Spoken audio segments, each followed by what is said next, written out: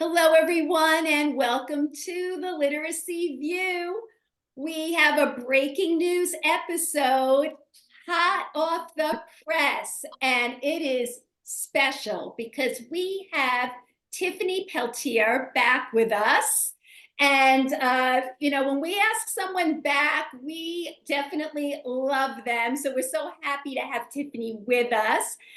And the reason we have four people with us tonight is because Tiffany, when I asked her to come on, she had said, "Oh, I'll come on, but I want to bring the author, one of the authors, on with me to talk about this latest research article." So we have Marianne Rice, who is now Dr. Marianne Rice, just like Dr. Tiffany Peltier. She just defended her dissertation. Yay, Marianne.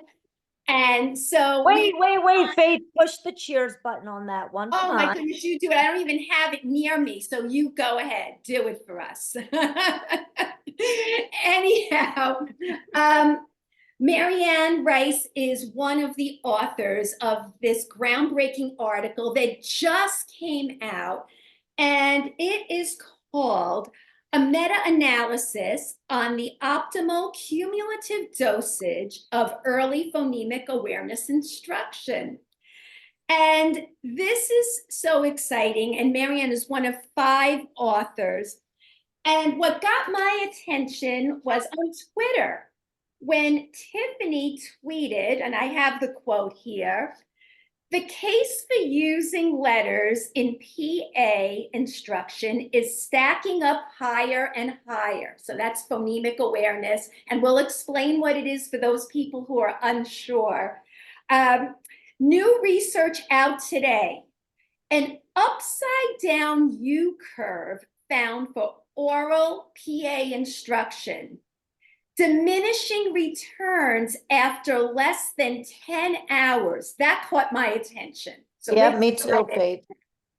but the opposite, in caps, increasingly more returns after 16 hours for phonemic awareness, PA with letters in capital letters. And I want to dive right in. But first, before we do, Tiffany, why don't you start us off and just first tell us the difference between phonemic awareness instruction oral only and then phonemic awareness instruction with letters. And then we'll turn it over to Marianne to clarify some of these misconceptions and why there are diminishing returns with the oral only. So, Tiffany, go ahead. We're so happy you're here. Yes. Okay. Welcome. Thank you so much for having me. And so phonemic awareness is the ability to distinguish and manipulate the smallest units of speech. So when we're thinking about instruction in how do we help students become more phonemically aware, there are different ways that teachers do this in classrooms. One is doing this orally. So just you could do it without kids are lining up, they're going to recess, something like that, any materials in front of you. And you might say cat, the kids say cat. Let's chop up cat, at. You're segmenting those phonemes apart. Or you might say, listen, what word am I saying? Like a robot, at, and students might say cat.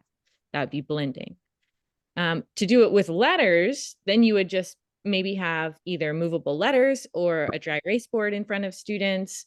And with the letters students have learned, so students can do this if they know two letters, A and T, right? You might say, okay, I'm going to say a word.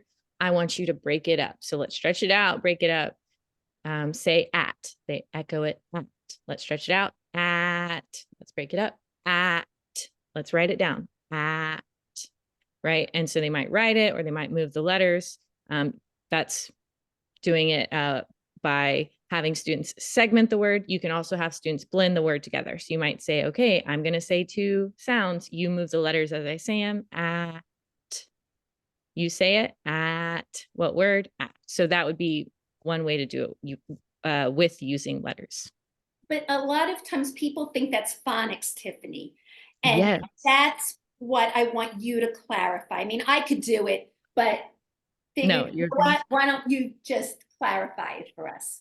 Yeah, so that phonics is the teaching of letter sound relationships. And so when you're doing this type of activity that I just described with letters, movable letters, or dry erase boards, you're working on both phonics and phonemic awareness. You're working on two different goals with students with one activity.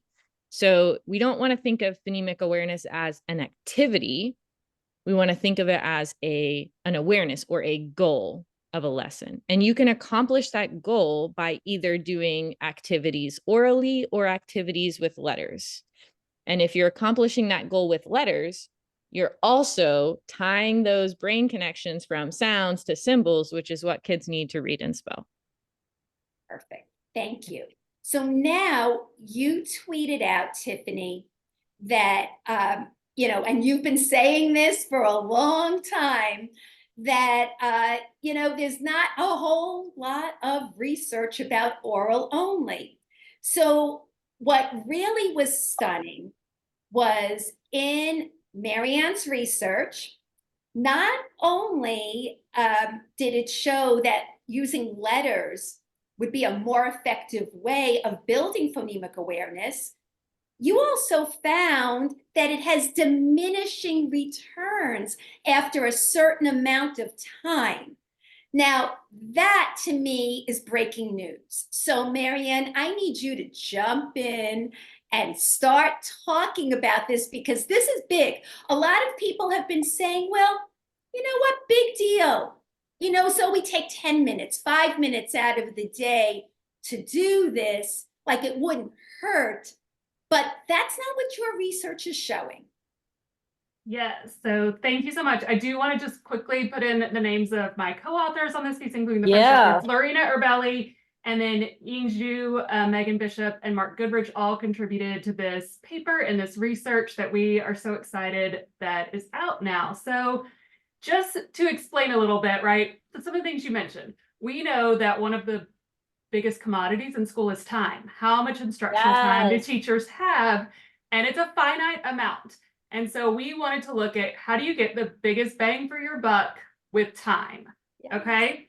And so when we talk about these effect sizes or these returns, one thing to keep in mind, let me explain this a little. So this is the part that people kind of got confused about is we're talking about the change between a group of students who got this type of really explicit phonemic awareness instruction and students who didn't, or sometimes we call it got typical, whatever the typical instruction was that was going on in classrooms, right? And we look at how much improvement did those kids who got the instruction make, and how much improvement did the students who just got the usual instruction make, and what's the difference between those two groups, okay? And so what we did is when we modeled all of the studies that we could find that reported about dosage and provided these types of phonemic awareness instructional strategies, was we wanted to look where was the biggest difference between these groups, right? That's the biggest bang for your buck is when you get the biggest difference. And so after a certain point, the curves did what we expected them to do. And that is that there was a point where you got a big bang for your buck. And in this case, from the studies we had, was about 10 hours. But then after that, the group started to get closer together again. And what that means, what happens is even those students who weren't getting this really explicit phonemic awareness instruction, we're still building some phonemic awareness from that typical instruction, just at a much slower pace, right? And so what we saw was, the students who get this really explicit make a big jump and then level off because they built their phonemic awareness. And so there's only so much, right? You get a big bang for your buck and then it sort of levels off. You're not going to keep going on forever. It's not an endless thing, at least not the way we can assess it, right? There's sort of a top piece of I've got this phonemic awareness. I can blend and segment sounds now, right? And so you see that diminishing return. And so we were looking at where was that point? And right now, from all the studies we have, it's 10 hours. And I say that because I do want to emphasize to teachers that 10 is not some magic number, right? This is based on the studies we had to look at. And so if we waited another 10 years and had a lot more studies, that number might shift a little bit. So don't get too attached to the 10. Get attached to the idea that there is a bit of a diminishing return and PA instruction doesn't need to go on forever. It needs to be based on what your students need and when they get to that proficiency piece or that awareness piece, they've developed this skill. Okay, so Judy Boxner, you are in the schools now, New York City schools. Yeah, and not just the you're always podcaster. I am talking- not a podcaster, Faith. Oh, yeah, that's right. Way more. And anyhow, you're in the schools and you see all these different programs come and go. We talk about this all the time. And it's really not about the program, it's really about understanding the process. So, what do people in schools generally do about phonemic awareness that you've seen in terms of how are they building this? Are they doing oral only? Are they using letters? What are you seeing? So here's the scoop on the school front. So I'm kind of excited about talking about this again because when we just started this podcast, Faith, which was probably a little over 2 years ago, we knew this topic was hot, right? I think it was actually our very first episode. I think I've gotten better at podcasting since then. That first episode, I was sitting in bed and I was actually in the dark. But anyway, here I am on my couch, so this is definitely an upgrade. But anyway, in terms of phonemic awareness, we heard bits and pieces of things shouldn't just be, oral only, right? But at that point, most schools were using Heggerty version 1. I think it was version 1. And version 1 did a lot of stuff that was auditory only. And I know that I myself was also using Kilpatrick's 1-minute drills. And some of those drills were so complex that I felt like behind the scenes, I couldn't really do them. And I didn't know if that was a big deal or not, because I read really well. And I was thinking in my head, are those advanced or what was called advanced phonemic awareness skills actually really necessary? My gut was telling me no, but at the end of the day, I'm not a researcher, right? I'm just a teacher / literacy coach / reading specialist in the trenches. So, my curiosity was piqued more and more. I have to say, I really was happy that Heggerty put out a new edition. Now, I hope they did it because they followed the research, right? And, after we were sold a story on reading instruction in general in the classrooms, teachers are more aware, researchers are out there speaking up, teachers are listening to researchers. So the new version of Heggerty, what should I call it? Heggerty 2.0, definitely does include more phonics components much sooner. Now, I still think there's an imbalance. I think there's definitely more oral only activities. I do see a shift towards the attention to the phonics, but it's a very small component of that 10 minutes. You mean more with letters, right? So I just want with letters. Okay. I see, like if the word is chop, now the teacher is writing the digraph on the board and we're telling the kids make the sound shh, and there's a little dot underneath the shh. Then they're saying ah, then they're saying p. And then I'm working with my teachers, Heggerty. I don't know if Heggerty says to touch and slide, but we're trying to connect it to the phonics that we're doing and hopefully trying to help incorporate that practice into reading because everything should be connected, right? Yep. So let because me skills and isolation don't get very far. But coming back to Kilpatrick's 1-minute drills, did he also republish those 1-minute drills book, or has it been revised? Okay, good question. I'm pretty sure the book stayed as is. Tiffany, do you know if there's been a new edition of Kilpatrick's book? I don't think so. Which is he obligated to do so, Faith? Once research comes out, what if he doesn't want to publish another book? Well, I don't know if we'll get into this soon. But it's on my mind. it is on my mind to talk a little bit about that. All right. So, Tiffany, as I open the show with you, you've been saying this for a long time. And you know what's Well, the interesting? National Reading Panel has been saying this for a long Well, time. yes, it's look, and I was actually a coach during the time of the National Reading Panel. Okay. So I actually was using this in reading first. Those were the recommendations. But when I say you've been saying this a long time, I want to make it clear that when David Kilpatrick's book came out in 2015, you started questioning this. This is how I met you along the way. You know, I don't know if it was 2016 and we started communicating. I don't recall, but I do know that you were questioning this and trying to find research that really supported this theory. All right. So let's go back to what Judy said. Judy wants to know from a practical perspective, what's being done at this point in time? What do you think, Tiffany, in terms of change? Have you seen it? Have you seen the differences? Yeah, I think it really depends where you are, right? So Marianne and I probably all have seen some states going towards, more rigorous standards in phonemic awareness and oral phonemic awareness, not only for instruction, but for assessment and using things like that. And we've seen obviously lots of programs that come out for oral PA and lots of programs being pressured to include oral phonemic awareness because of some of this movement. And really, none of it was grounded in empirical research that we have, because what we know from research since the National Reading Panel came out, and now this other updates that Marianne and team are doing and other teams of researchers are doing are showing the same thing, that what we need is for students to be able to read and spell. And just like Ari showed, back in the day, we want them to be able to connect sounds and symbols. And the best way to accelerate their phonemic awareness is to use letters during that instruction.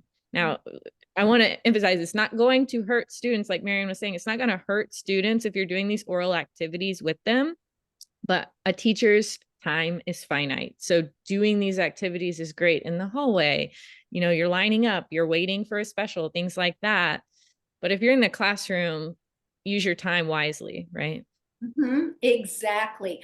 And so good transitional activity, right? You're in the hallway and you're doing this. It could be an exit. 1 minute. Oh, cheers. Go ahead, cheer. So you're lining the kids up, or they're going back in the room. That's their exit ticket or entrance ticket. They do something with phonemic awareness orally. And I've seen that. That's great. But use your time wisely. So bring it back to Marianne, okay? Let's talk a little bit now about some of the recommendations in this article. Could you specifically talk about what should be done at this point? And then we're going to take it back a little bit into an article that was written by Tim Shanahan a while ago called RIP to Advanced Phonemic Awareness, where, he questioned this as well, and he was part of the National Reading Panel. So go ahead, Marianne, take it away. Let's hear some of those points. Yeah, so I think one of the things that I've seen on Twitter and that people have been drawn to is the finding that we had around PA instruction that did include letters compared to the oral only PA instruction. And we saw for all of them combined and oral only separated was that, that upside down U, that we had a peak and then the diminishing returns, as we call it, right? Less bang for your buck the longer you went with this oral only PA. We didn't see that for letters. We saw the opposite shape, which was a typical U shape. And so with that, what we found was at about 16 hours of instruction, we actually saw slower growth at first. So that's where you get that downslope. And that's because when you're including letters in the instruction, the children are having to try to balance learning both things at the same time. And so it takes a little bit longer as they're learning some of these phoneme, grapheme mappings to be able to fully benefit from the PA instruction because you're doing both. But at 16 hours, you saw this big upswing, right? And so then they really started to benefit from the PA instruction. And so that's what we want to see, right? We want to see that they're really getting a big benefit from it. I think it's important to mention one thing, and that is that, again, science is based on all of the evidence we have at this time, and science evolves. So the longest study we had that used PA with letters was 24 hours of total cumulative instruction. And so we didn't get another peak. There could be a peak at some point where even PA instruction with letters is going to level off, and we're not going to continue to see these huge returns on our investment, right? And so I think the big takeaway for me from this article is what we say all the time with teachers, right? Teachers have to know why they're doing the instruction, know how to adjust, and how to use assessment to plan instruction. So I think that's where it gets tricky when curriculums, states, standards try to mandate things, is that really the best instruction is guided by what your data says, right? Do my children still need phonemic awareness instruction to get this skill mastered? Then I should keep providing it. And also understanding the why, and that phonemic awareness and reading and spelling are reciprocal, right? So you build a little PA, you start reading text, you get better at PA from reading text and spelling, right? And there's this relationship that you see, which is probably why we saw this big upswing, right? Because children were getting better from being able to read and spell and starting to combine those two when you showed them that the point of phonemic awareness is to read and spell words, right? Yeah. And I'll add to, like, I love how she was saying that it's not that you're just doing oral phonemic awareness instruction in the first 5 minutes of your lesson, then you're doing phonics, right? These aren't separate things that have to be thought of as separated. They are always should be intertwined in the same exact activity. So you're not using a separate word for phonemic awareness than you are for phonics. And that's the problem with some of these standalone phonemic awareness curriculums, is that they're not aligned to your phonics scope and sequence. So even if you tried, you wouldn't be able to incorporate letters because the students haven't learned those letters yet. So it has to be incorporated to your phonics curriculum. Yeah, exactly. And this is something that, we were talking about a while ago. And I think Judy brought up a really good point before. And I said, hold off a second, because I do want to get to that. So Judy, you asked, did David Kilpatrick's book change as science, is showing that this is more effective? Did his book change? Did he include an addition or supplement or anything? I haven't seen that. But what's really interesting, Judy, is I think probably most teachers have that book in their classrooms, whether it's the Essentials book or the other book with the past test. That's the assessment, the phonemic awareness assessment, which of course is a good assessment to use. But as far as using those activities on their own, Even think about that, Faith. You brought up a great point. The assessment piece, even if you don't revise the book, if you're doing the assessment, now you're collecting data that might not be data that you really need to collect. well, I think the assessment could be looked at differently from the instruction. So maybe as an assessment, it's fine, but No, but the hardest part do well, does that mean we have to do those 1 minute drills? I'm going to ask the two ladies here who are researching it. What do you say about the past assessment? Yeah, because there's a part And- on one that's very hard, Faith. That's the, what is that? The advanced portion. Do we still need to give it? Is it, is it worth our time? the advanced proficiency, like reaching those oral only levels. I don't care who answers this, but maybe one of you could jump in and start talking about this. Yeah, I'll jump in, and Marianne, you can add to it. But all I would say is we don't know. there's not research on that assessment. We don't know if it's a reliable assessment. We don't know if it's a valid assessment. We don't know if it has predictive validity. Really? So use it, teachers were using it to help them place students within the book. And I think that that's all we know about it. Okay. All right. Yeah, I'll add, I would say, curriculum-based measures, several of them that have a lot more research behind them would probably be where I would send teachers if they were asking about assessments to use in planning their phonemic awareness instruction. And I will say though, some of those would have been called advanced, like deletion, have been included in a lot of really good phonemic awareness instructional pieces, because it does tell us something about a more advanced level of this, right? But a lot of times kids don't get to being really good at deleting unless they've got some reading and spelling. So it's telling us additional information about a student. And I always like to remember, assessment does not mean you teach what the assessment does. That's what assessment is meant to get. guide That was my your, point. yes. It could be looked at as two different things. Yes, 100%. Yes. Okay. And so what I've seen a lot with assessment is that when we assess phonemic awareness, we're assessing it orally. And so what we see happening, kind of like nonsense word fluency, like or oral reading fluency, when teachers assess this sometimes and the kids are low, they think, oh, I need to teach them how to read nonsense words, or I need to teach them fluency, or I need to teach them oral phonemic awareness.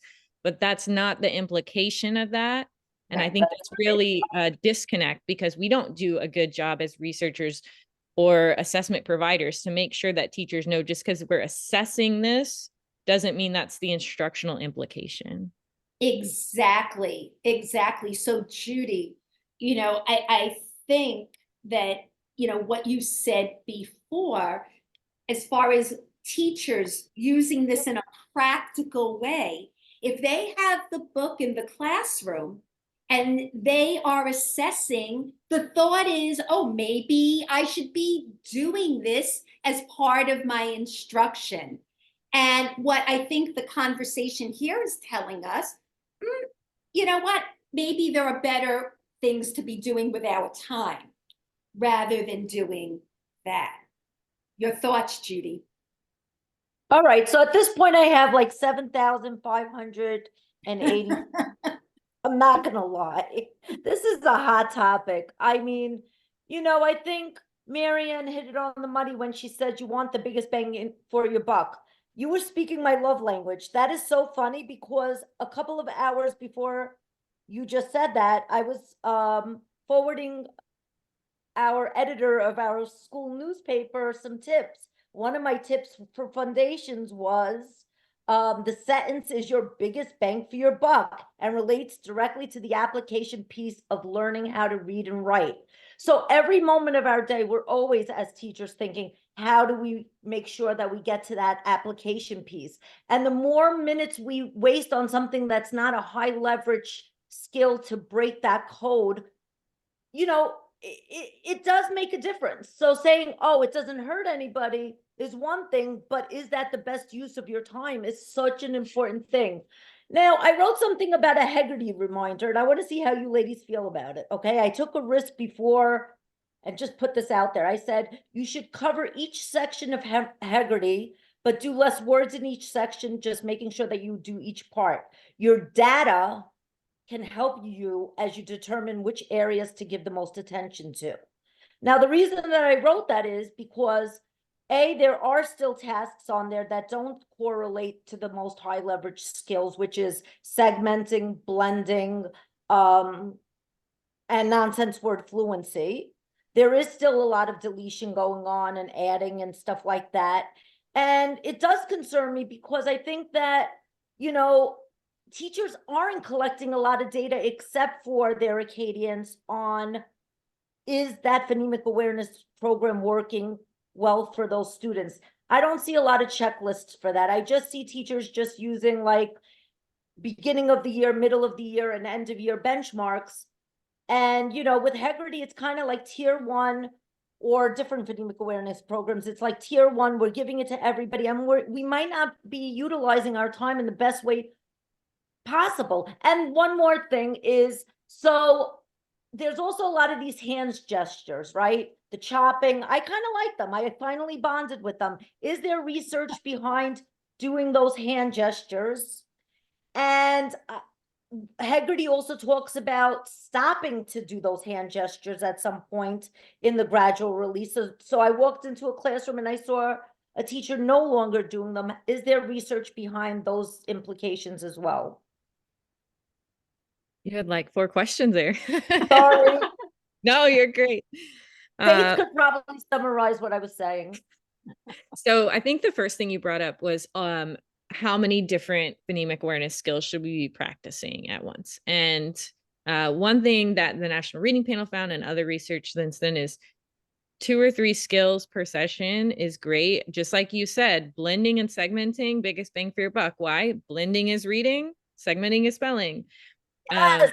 I think there's also just a disconnect between, sometimes I see teachers trying to assess or intervene or are worried about a student's phonemic awareness when that student is already reading fluently. If a student's reading fluently, that's a goal, right? Like that's what we're going for. So at that point, obviously, we don't need phonemic awareness instruction like blending and segmenting. So if, let's say, there's whole class instruction on this, is there a difference for kids with dyslexia? I'm going to throw that out to Marianne, because you talked a little bit about kids with dyslexia in your research article. Could you clarify, is there a difference for kids with language-based difficulties? Yeah, so I'll mention a couple of things that I think are important to point out in this article. So a meta-analysis basically is a big term that means we looked at all the studies we could find that fit this criteria, and we're trying to look at them to see what patterns we saw in these systematic ways, right? And so something to keep in mind is that actually none of the studies that were included in this looked at whole class phonemic awareness instruction. These were all instruction that were provided in small groups or one-on-one. And so that's something to keep in mind too. So we have limited evidence right now about the optimal duration for whole class phonemic awareness instruction. That's an area that researchers should continue to look at. When it comes to a difference that we did see was with one-on-one versus small group, and we did see that for one-on-one instruction, the optimal duration was a little bit longer, closer to 16 hours.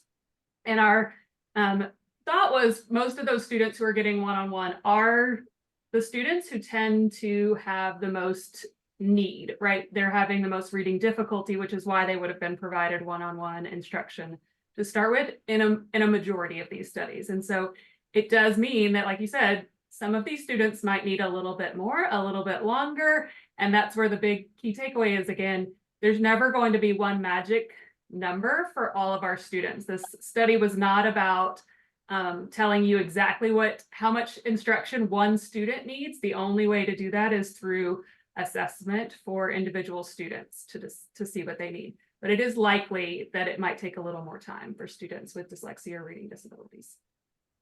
Okay. And I was going to add in just to that one thing she said about whole class instruction. So have y'all seen the new brief that came out from the Florida Center for Reading Research when they examined Hegarty? No, I did not. Okay. So that might be another one to link if y'all link some. But they put out a brief of a study that they just completed on looking at the effects of that specific phonemic awareness curriculum in classrooms, and they found actually no effects. Oh, yes. Okay, now that you're saying it, yes, I did. Okay, I thought there was something else. I saw that online. Wait, so can you explain that a little bit more, Tiffany? Yes, so this one looked at reading outcomes. So Marianne's meta, they primarily looked at outcomes for improvement in phonemic awareness from these activities. Whereas this study looked at, did it improve reading outcomes? Did it improve the students' decoding ability, their phonics? And so in classes that used that whole class curriculum versus classes that didn't use it, they found no differences in their reading outcomes.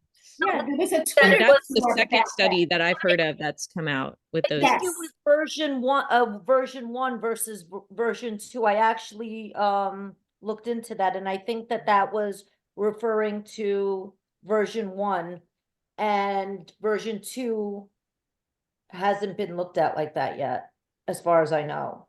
So I'm not sure. It says they looked at it during the 2021-2022 school year.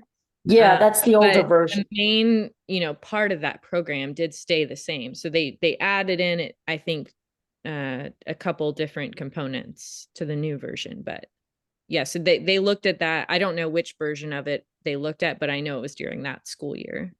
Yeah, it's funny. We were kind of going back and forth on Twitter about that. And, asking, is this Oh, something? that's right. That's right. I even It didn't occur to me until you started to bring that up. I said, oh, yes, of course I saw that.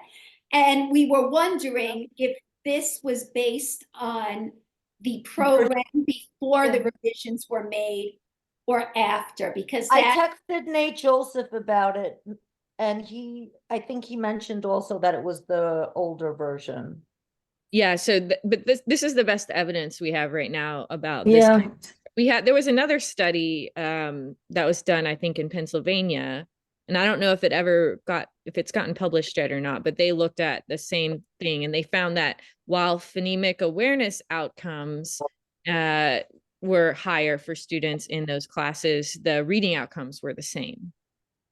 So it's really important for us as teachers and researchers to look at what outcomes we're looking at too. Like, are we seeing if their phonemic awareness is improving? Are we also seeing if their reading is improving, right? Because that's our main goal.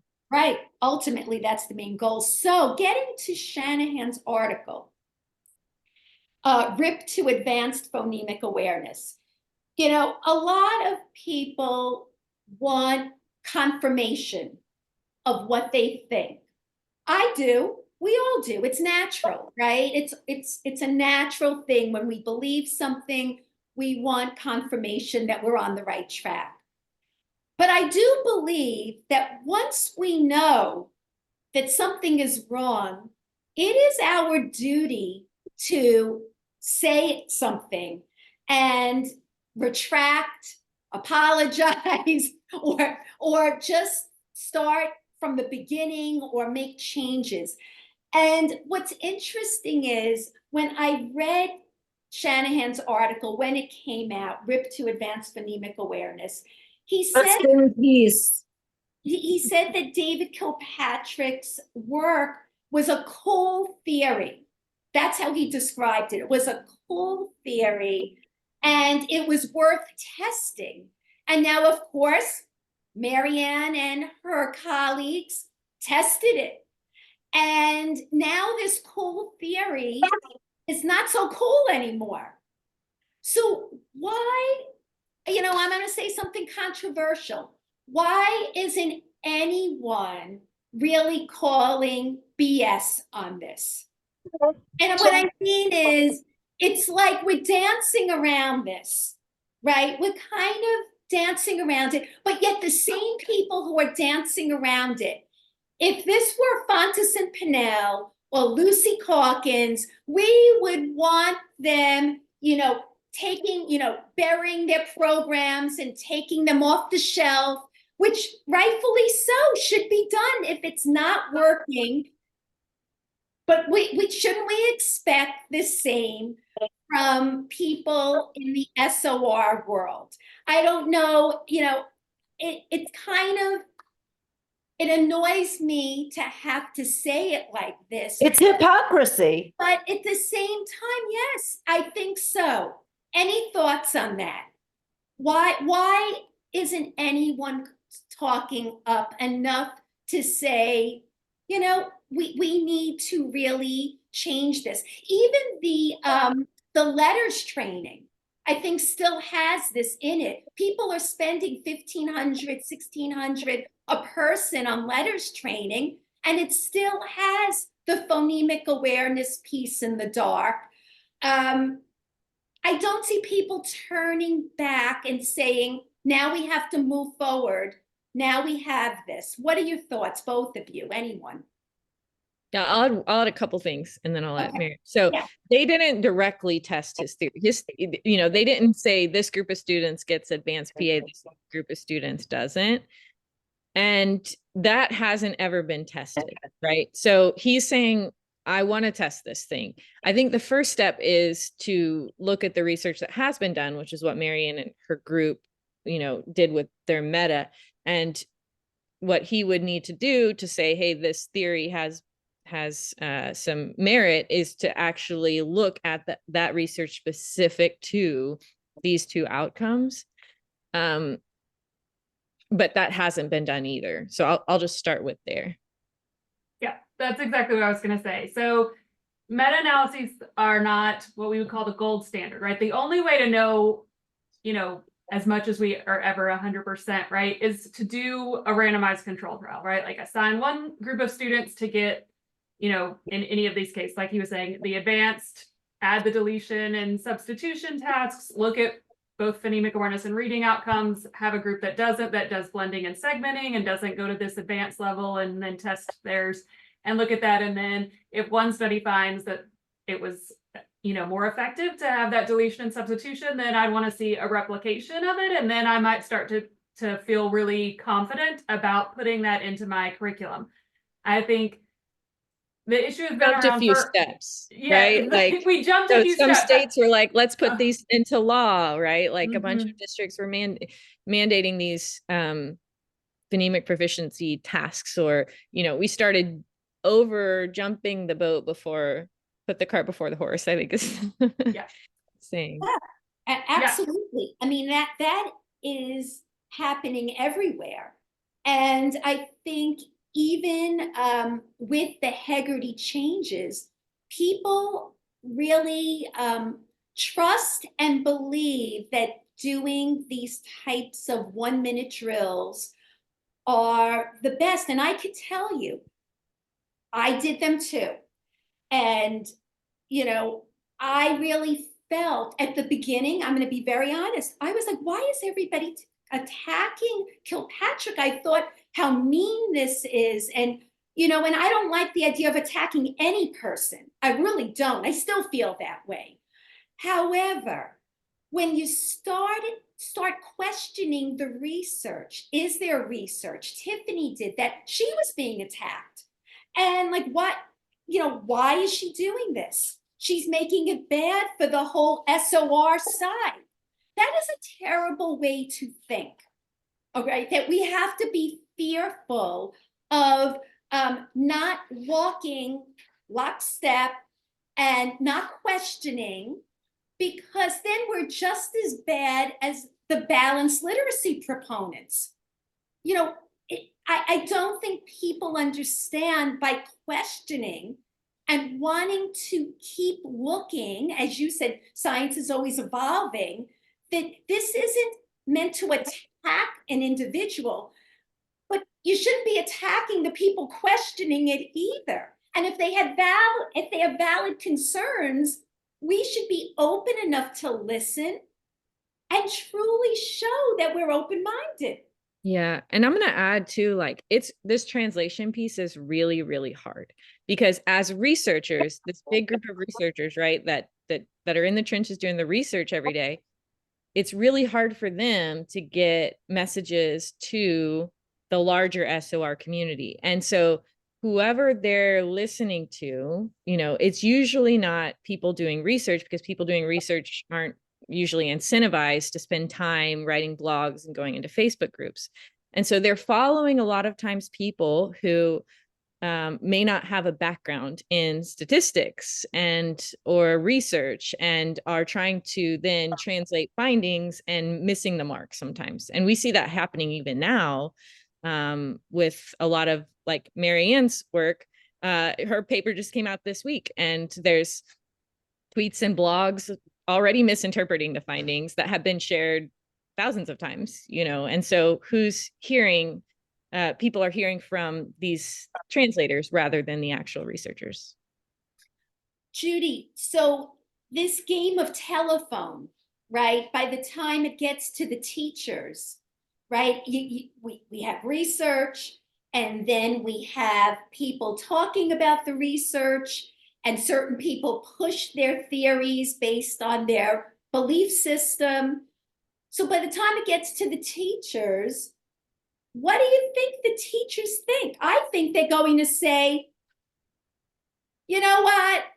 Every time you tell me one thing, now you change it on me. What do you think, Judy? Well, I think the teachers are getting sick and tired of it, but you know what? I think that they're going to be less tired of it if we do start communicating with the researchers. And that's why it's such a privilege to have Tiffany here and Marianne here, because, you know, I think that in literacy, we just have to move away from just beliefs, right? I was very attached to certain beliefs in my career at a certain point, which were a lot of things related to reading recovery, right? That was my life.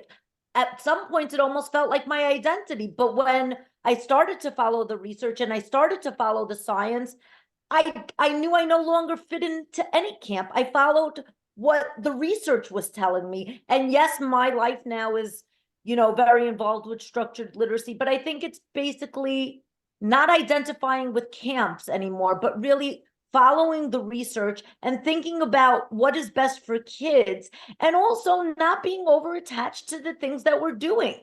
Like, if we know something is not helping kids, let go. Let go.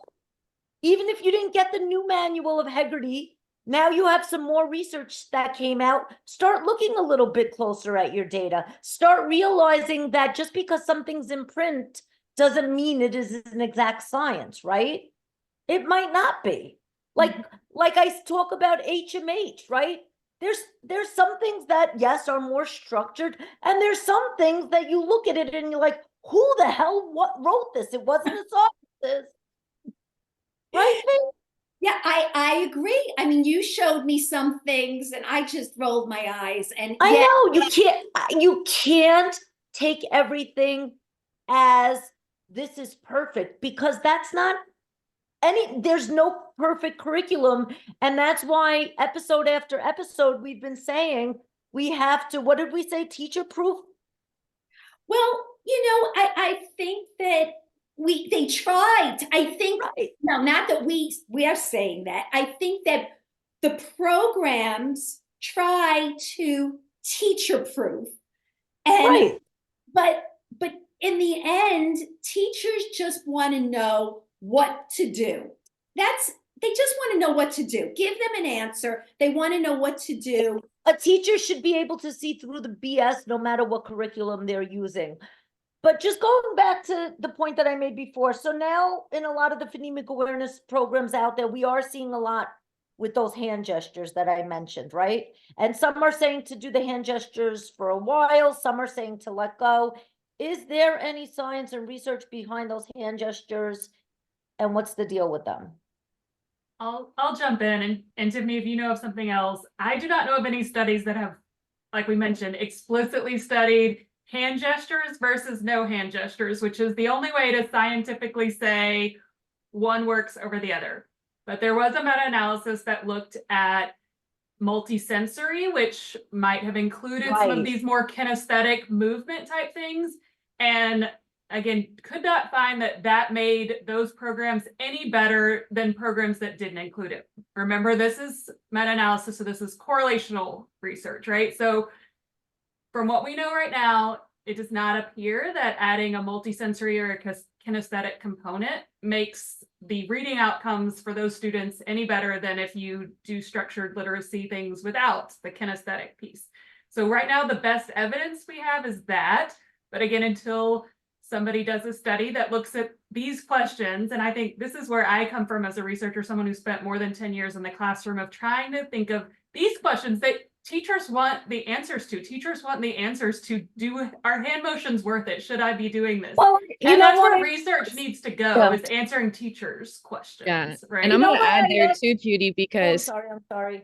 yeah, Marianne gave a perfect answer about the hand gestures. I'm going to add in, to connect back to what we were talking to earlier, put some dry erase boards in the students' hands and get them to write the letters down. Yes. Then we have research. right? Yes. We have research. Writing. That exactly, and that's what my gut is telling me. But you know, as a coach, it's a tricky responsibility being a coach, because like I feel ultimately responsible to bring that research into the classroom. And sometimes when I'm giving feedback, you know, occasionally, even though I'm on great terms with these teachers, they'll come back and say, but this is what the book says. So teachers are heavily relying on the book, and Yeah, I'm and heavily that relying on curriculum. research. So like, there's a fine line of like knowing, like I'll give a real life example, and I know the teacher that I won't name the teacher's name. I don't think they'll be mad, but I gave feedback. How come you weren't doing the hand gestures?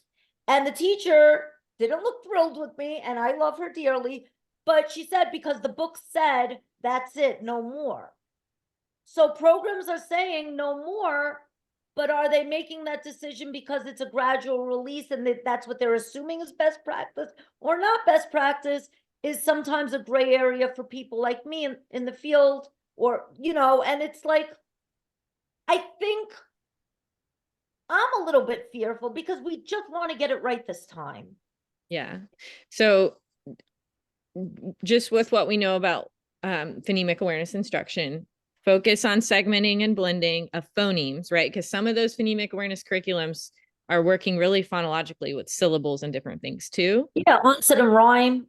So What about focus on the blending and segmenting of phonemes if you're Right. doing it orally. And then Right. if you have a curriculum with phonics, right, which hopefully we do, we're practicing segmenting those words and having students spell them as well. So to wrap up, because we've been now talking for a while, here's my last thought on all of this. I wish that people would just listen a little bit more. Listen a little bit more, and as Judy said, not get overly attached and be open-minded.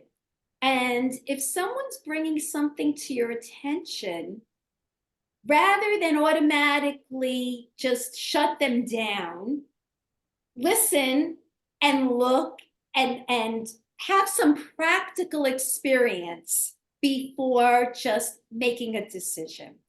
Any last thoughts by either one of you, Marianne, Tiffany, before I jump to Judy to wrap up?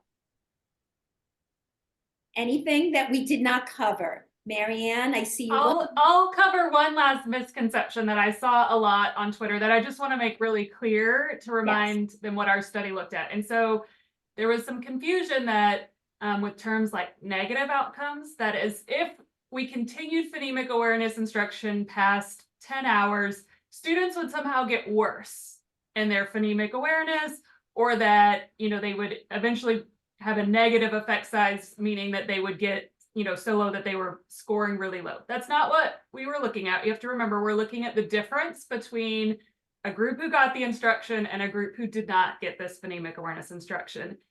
And over time, although that gets closer together, if you keep going, you know, past a certain point, likely, that's what theories say, that's what our research shows, that's what the National Reading Panel showed when they looked at the two middle ground lengths of time were what they found to be the most effective, 5 to 9 and then 10 to 18. And then you went past that and you saw a lower effect size. You did less than 5, it was a lower effect size, right? This is science that's been around for a while, and we're just continuing to look at it so that we make sure we're communicating the best information. But kids do not get worse in their phonemic awareness if you keep going.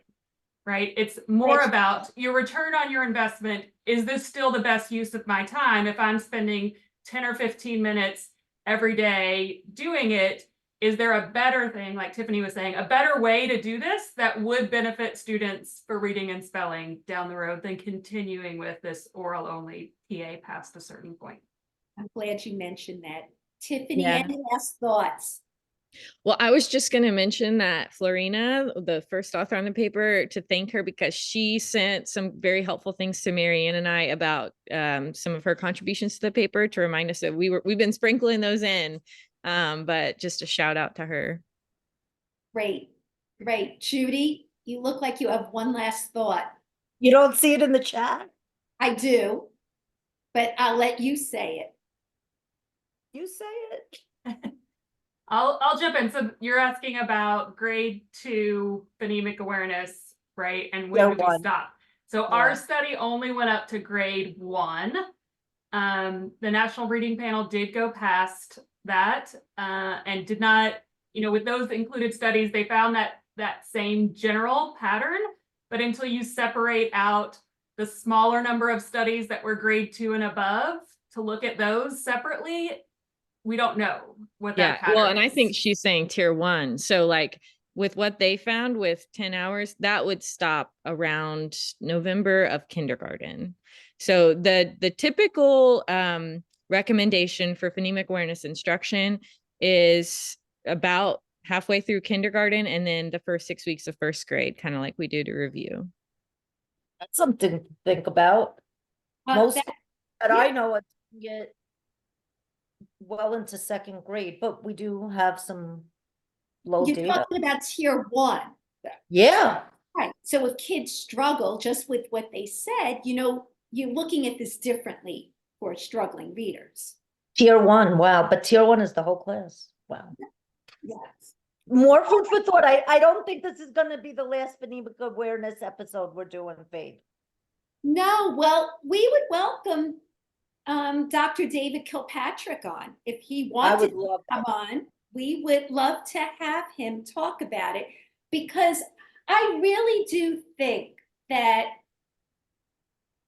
we should have a revision somewhere, that teachers should know somewhere in print that things have changed along the way, whether it's a supplement or something on a website. I do think there should be something that should change along the way to clarify for teachers. Anyhow, Judy, why don't you wrap up the show now? Go ahead, honey, hit it. Thank you, Tiffany and Marianne. This was an honor to speak with you guys today. You were really fun researchers. Some people researchers are boring and dry. You guys were just a joy, brilliant women, and just a true delight. Anyway, you could follow us on Instagram, The Literacy View. Follow us on Facebook, The Literacy View, Real Teachers Letting Loose. Please subscribe. Also on YouTube, The Literacy View. Follow us also on Apple Podcasts, on Buzzsprout, and all those other great places, The Literacy View. And Faith and I have our own Twitter. We're always tweeting away. You know where to find us. Now, the biggest compliment that you could give us is sharing our episodes. Click on share, just clicking on like is not enough. Share it with your friends, share it to your groups. And big surprises are coming for the Literacy View, including a website. Stay tuned, folks. Okay. So thank you, Marianne. Thank you, Tiffany. Tiffany, I love you because you're just a badass. Badass. And it was really nice meeting you. So thank you and so long. Bye. Thanks for having us.